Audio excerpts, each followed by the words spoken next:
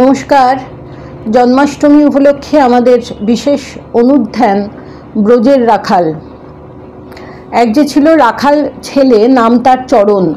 প্রতিদিন সূর্য না ওঠা ভোরে গরুগুলিকে নিয়ে মাঠে যায়। লম্বা দড়িকে খুঁটোয় বেঁধে দিয়ে চরণ গাছতলায় বসে। নদীর ধারে একটা জলো গন্ধ ভেসে আসে। নদীর পূব পারে লাল টুকটুকে সূর্যটা একটু একটু করে গোল হয়ে উঠতে থাকে। ভোরবেলা খুব একটা লোকজন আসে না।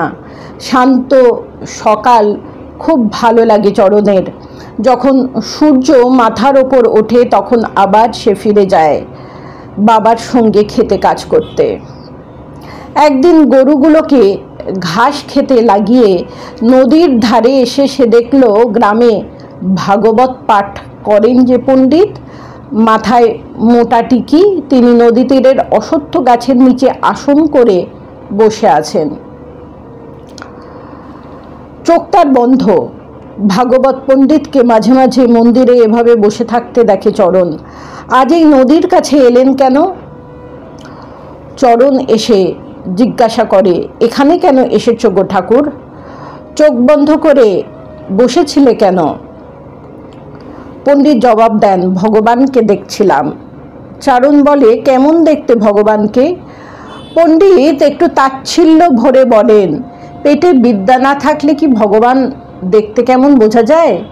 আমার মতো চোখ বুজে এই নদীতে গলা জলে দাঁড়িয়ে থাক, তবে যদি তোর বুদ্ধি খোলে, তারপর ভগবানকে দেখতে পাবি। চরণ বড় সরল, তার ভারী সাজ জাগলো যে সে ভগবানকে দেখবে। ছোট কিনা, শৈশব সারল্যে ভরপুর। সে পণ্ডিতের কথা আদ্যপান্ত বিশ্বাস করল। রোজ ভোরে এসে নদীতে নামতো, চোখ বুজে গলা জলে দাঁড়িয়ে থাকতো। কেমন একটা রোগ চেপে গেল তার। পণ্ডিত যদি ভগবানকে দেখতে পায়, তাহলে আমি কেন পাবো না?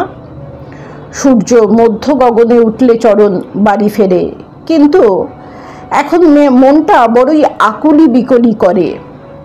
কতদিন কেটে গেল, ভগবানকে তো দেখা হলো না। কেমন দেখতে সেই ভগবানকে? একদিন গভীর রাত, ঘুম ভেঙে গেল চরণের।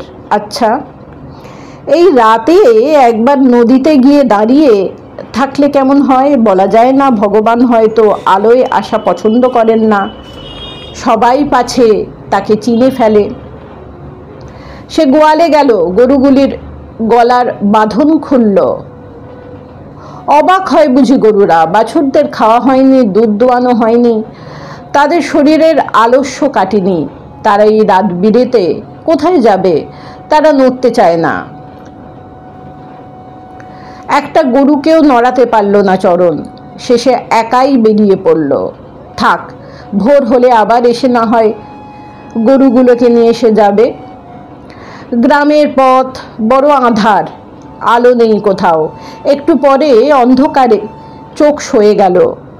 নদীর জলের ছলছল আওয়াজ। চরণ পা রাখে নদীতে। চরণ যেই পা রাখে নদীতে, একটা ঠান্ডা কিছু পায়ের তলায় নড়ে ওঠে, আর তক্ষুনি তার হাত চেপে ধরে কেউ। একটা হ্যাঁচকা টান মারে তীরে। চমকে উঠল চরণ। দুটো ছেলে দাঁড়িয়ে আছে, তারই বয়সী, ভারী মিষ্টি চেহারা। তোমরা কে ভাই?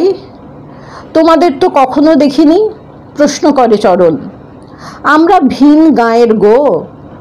এ পথ ধরে যাচ্ছিলাম, হঠাৎ রাতের আঁধারে তোমায় দেখে দাঁড়িয়ে পড়লাম।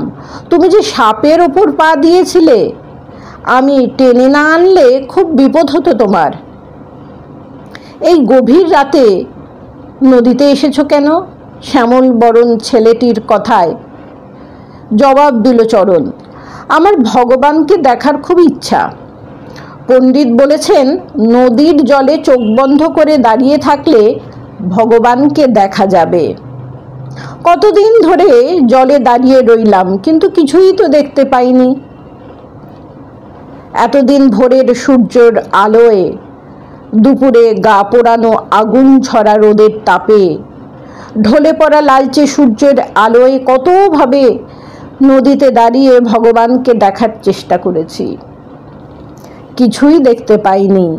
তাই ভাবলাম একটু রাতের নিস্তব্ধ আঁধারে দাঁড়িয়ে চেষ্টা করব, কি জানি হয়তো রাতের গভীরেই তিনি আসবেন। পরের দিন আবার আমরা আলোচনা করব। নমস্কার।